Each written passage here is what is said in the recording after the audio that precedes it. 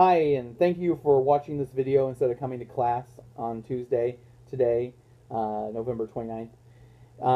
I had a death in the family. It was a great aunt. It was somebody who was, somewhat of a significant figure in, growing up. I mean, it was definitely a member of the family, and definitely close with her daughter and stuff, who used to babysit me. And so I felt like I should go to the funeral, and I thought, yeah, we can do this in another way, and in some ways, it kind of is a good way to do a lecture on the internet, because I'm basically taking the class and moving it from the communication of face to face and moving it into a internet communication system, and so that's probably stretching my association, but I figured we'll do this, and it might work out well for you because. You don't have to listen to me speak nearly as long as if you would come to class. Now, on other matters, most of you, as far as the internet goes, most of you grew up as the internet was growing up. The internet probably was around a little bit before most of you were born, but you probably at least are familiar with some of the developments, some of the new things like YouTube, perhaps when you were a child, or perhaps the invention of certain messaging systems. I mean, I remember the moving to new internet browsers beyond just Internet Explorer. There's a lot of different things that have happened. Many of you may remember, for example, the internet getting on phones. When you might remember your parents' flip phones, and then they got smartphones. A lot of you probably never had a flip phone, but so you kind of have some experience with this, and so I won't go into great detail about all that, because in a certain degree, I think there needs to be a little more perspective before there's a lot. So I'll give you a little bit of history as far as it goes. The internet or before you can talk about really the internet and when it was invented, you kind of need to talk a little bit about the computer. The computer was, definitely the 40s and 50s were when they were inventing computers. These would not have been personal computers. That would have been more like the 70s, but maybe late 60s. Really, before they became of any wide use, it would have been the 80s. But what happens is that the personal computer, or the computer in general, was something that probably had been being developed, or at least toyed with the idea of that well before it. There was one person who named a man from England named Charles Babbage, who created a steam-driven computer, and it was basically, I don't know exactly how it worked, but that would have been more mechanical versus digital, and so I don't know that completely qualifies as a computer, because it did computations via mechanical operations rather than digital operations. Really, when it becomes digital is with the invention of the first computer called Colossus, which would have been in the 1940s, and it would have basically, the reason it was able to go to digital was the creation of binary code. Now, I know a lot of you, you don't know a lot about coding. When I was growing up, if you wanted to use the computer, you may have had to go through a DOS prompt, and you'd have to enter in a code, and you have to configure everything correctly. And so, or if you did HTML programming or other things, you're kind of familiar with how coding works. But binary code is basically a language that a computer can understand, just as HTML and other things are a code that computers can understand. And you have to be very particular about it. It has to be very specific, and that's what makes it kind of interesting, because the computer can't, if you have one little mistake, it doesn't understand it, right? And so, but what happened is they created binary code. And binary code is just a series of zeros and ones, and every 0 and 1, 0, 1, 1, 0, 1, 1, 0 might stand for the letter T, or the letter L, or turn on or turn off, or light up this part of the screen. And so what happens is when you see your screen, you're actually seeing the output of thousands and thousands of 0, 1, 0, 1s, millions, billions of those that are processed very quickly. And essentially it's just kind of a, on-off switch. 1 turns it on, 0 turns it off. 1 turns it on, and, as the computer says, turn on, turn on, turn off, it realizes that that's telling it to do this, or it's telling it to send the circuits a certain way. And that basic language allows for the processes of computation and other information to be sent that can be understood by other computers.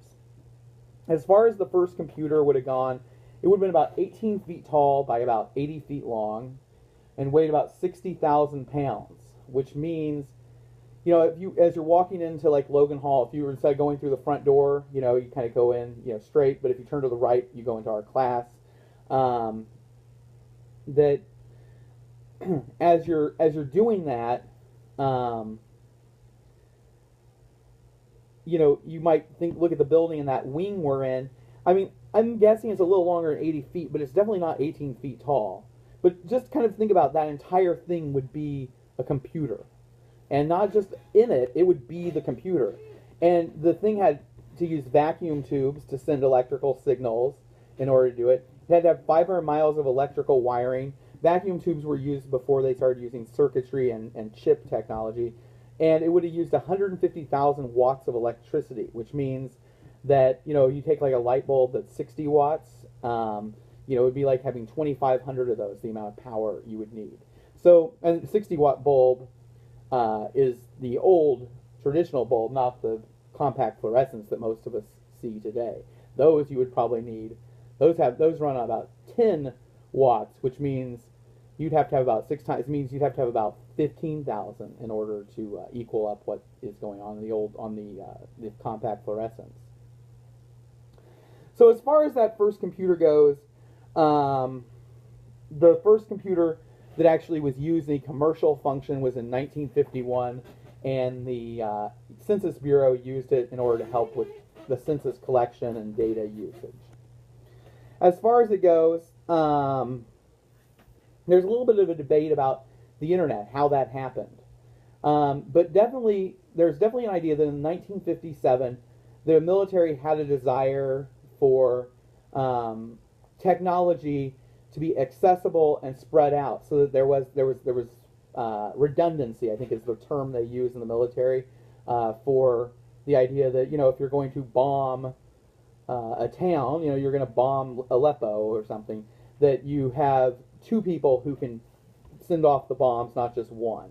That way, if one person can't reach the target, the other one can. And so the idea there was is if something took out one of your computer centers, you would have another one. And so they wanted a way for these computer systems to talk back and forth and to share information, so that if one of them was taken offline, they would still have access to it. And so they began to really push a way to talk from one computer to another. And so one theory is that the internet was kind of created by this government force demanding, oh, we need this. And by 1962, they did create some sort of an internet. And some people think, you know, maybe that's really kind of this master planner idea that, you know, the military is the one who really did. The military definitely spurred forward the innovation and definitely moved forward the creation of the internet, but the military, a lot of scholars will say, was not alone in their ability. They definitely did not create the internet on their own. With that said, you know, it was likely the case there were academics, computer scientists, other people who were interested in computers and were developing the technology on their own, in their own private area, and they probably all contributed it to it. And so it probably was not nearly as much the military as the master planner, but it was probably a mix of both. As far as it goes,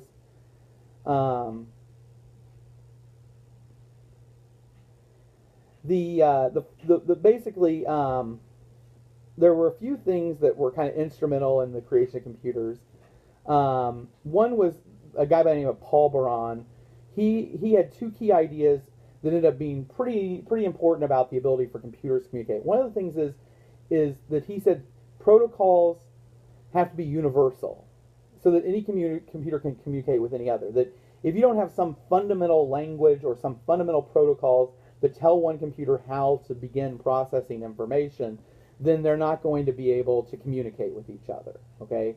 And, you know, to a large degree, I mean, I have let's see, it'd be my brother's brother-in-law, so I don't know what, you know, that, you know, is. But he actually, that's one of the things, he works for cell phone company, and I forget which one now. It's one that nobody buys their phones anymore. I don't think it's, or maybe they've begun to come back. But but one of the things he works on is he works with a group of people with all the major cell phone companies that work on creating the protocols so that when you send a message or you try to communicate or you try to build an app for a iPhone, or you try to send a message to somebody with an iPhone, that it doesn't not compute for somebody who has a Galaxy, or somebody who has some other type of phone. And so that's basically the idea, is that there have to be certain protocols to allow for the communication between them. The other thing was, he said, is that there need to be delivery instructions at the front of everything you send between computers. That way, if one computer doesn't send the message, or one computer gets, there's some disruption, that it can reroute, it can find its way back. And so those were the two key things that he came up with. As far as it goes, it was 1972 that the first email was sent. A guy by the name of Ray Tomlinson. I think his nickname was Ray. I forget what his first name is. I have to look it up. But he's kind of known for the inventor of email and creating the @ sign that you see in the emails. They were trying to figure out what to use to designate that spot, that break between the specific recipient and the computer to which it's being sent. And he decided to go with the @ symbol after some debate, and so he's sort of known for that.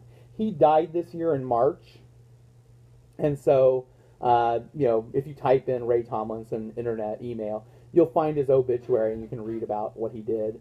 But his group was involved in that, and so the first email he sent was in 1972.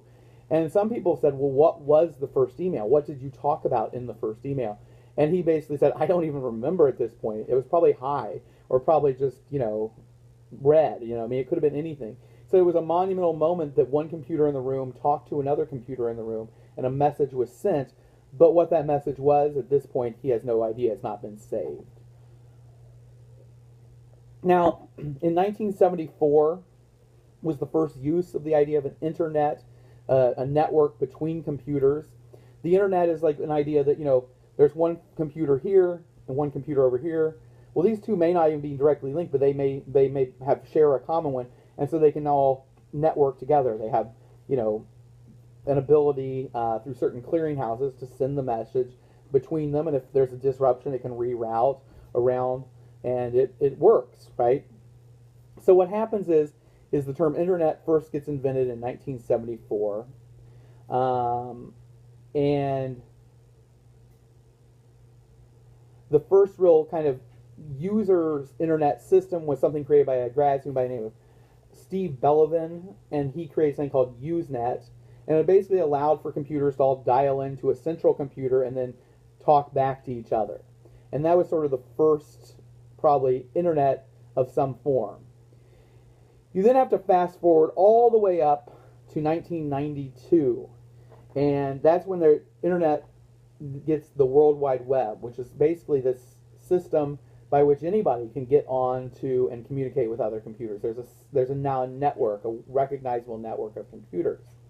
There were, at that time, 1.1 million host computers that made the World Wide Web possible.